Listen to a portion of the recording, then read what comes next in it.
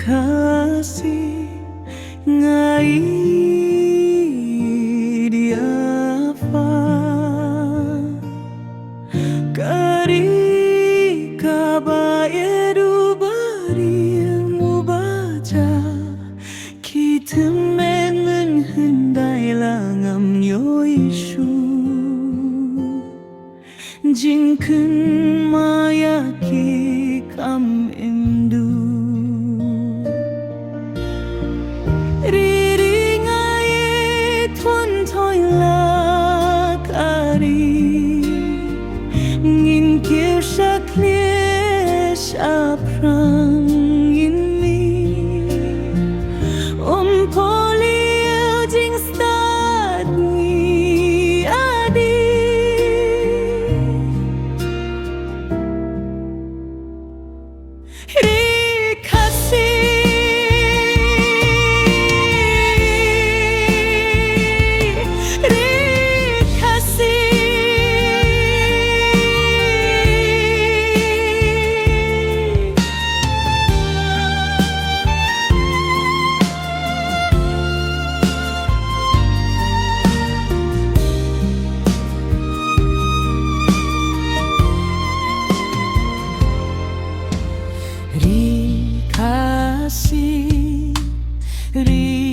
Rikasi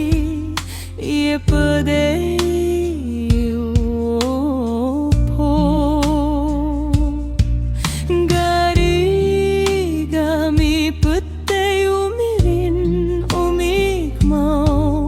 gitume mi hundai la yang ojiro yang tmai yogi kam dikrai